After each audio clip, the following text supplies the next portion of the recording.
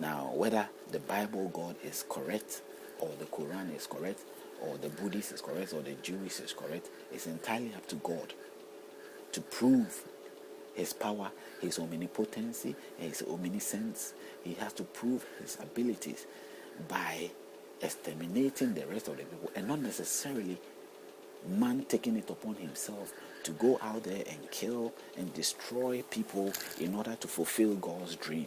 No. God has got the power and ability to resolve his issues. If God has issues with Muslims, or Allah has issues with Christians, Allah can take his issues up. He can command the Christians to lust or to get lost in a second. Allah can do that. I believe the Quran teaches that the power of God or the power of Allah is quite beyond.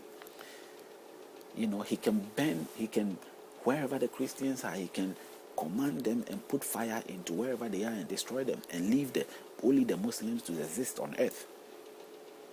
So why would a Muslim take a bomb and go and kill innocent people to prove whatever, or to sort of demonstrate his anger towards things that are happening to him? Why wouldn't he leave it to Allah to act, or Allah to do something for him?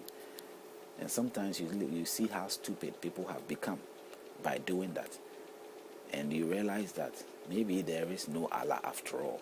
Because if there is Allah, Allah would have acted, not you. Why would you do that?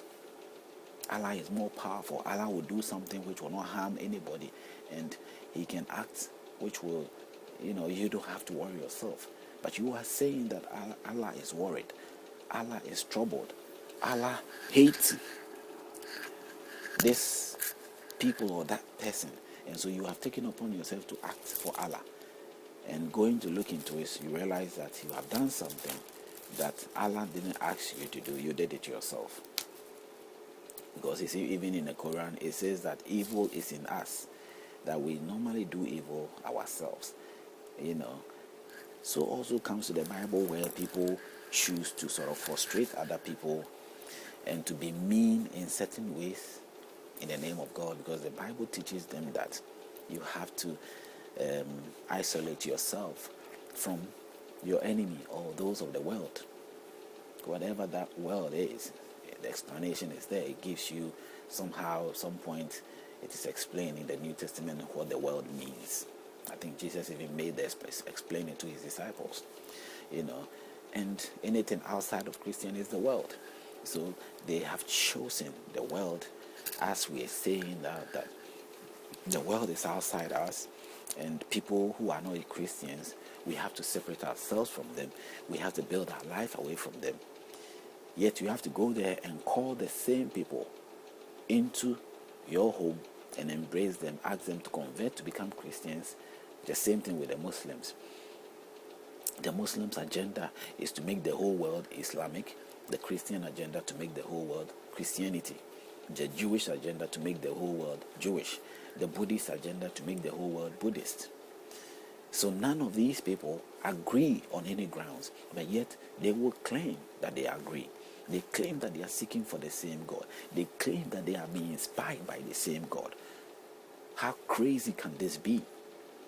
Is it not enough that very educated people smart, not God's smartness, but the human smartness alone, should be able to tell something, so click in the head, in the mind, for the mind to be able to click and tell you that, hey, what are we doing? What is going on here? Why are we putting ourselves in this situation? What sense are we making by the way we are going? But nothing is clicking. The leaders that choose this path have their benefits, and they are not ready to give up the benefit that they are getting. And they are risking the lives of many because they feel that it is worth it the way they are going, risking the life of others for their benefit, for their selfish gain, for their survival, rather than, there was a statement in the time of the killing of the Jesus when crucifying him, when the Jewish leader at the time said to him, it's better for one man to die than the whole world, for the whole nation to perish with him. And for that reason, he will pronounce Jesus to be crucified. And that is what he did. He crucified him just for the reason that it is better for one man to die than for a whole nation to perish. So at the end of the day, people choose certain options. The leadership begin to believe that it is better for the masses of people that they follow them to stay in blindness, even if they describe it, to stay in blindness and feed them, rather than, letting them know the truth and causing them to, become independent and strong and live an independent life, because they are enjoying the glory that is being given to them. And as far as they are concerned, that is how life should be, without any feelings of caring at all in their heart. There is no remorse. They don't even feel anything. That, even if they feel it, they are just pretending, because they have to try to put it up that they feel something, but they don't really feel anything. They rather see the person that was going to cause problem. They find ways to recruit you to their level and then feed you so that you become quiet about it. And he says, let it be so, because people are just beyond control.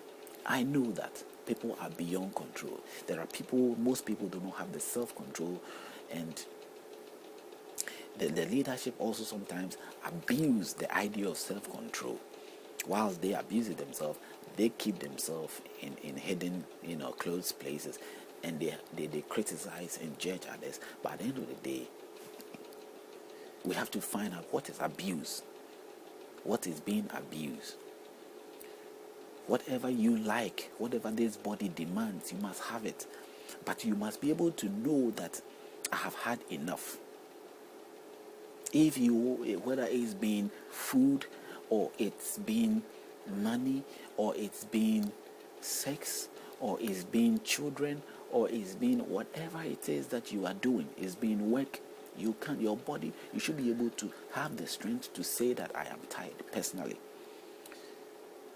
And to be able to hold back and say, no, this is as far as how much I need, how much I can take, that's it. But there are others who abuse that. That is what we call abusing. But we cannot stand up every minute and criticize everything that we do. There are so many things that we criticize that are so irrelevant, are not necessary.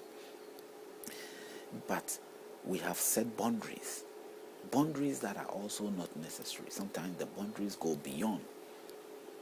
And that limits us the more. It limits our life. It limits the exploration challenge that we have before us. It limits the benefits that we are supposed to get. It limits the experiences that we are supposed to have.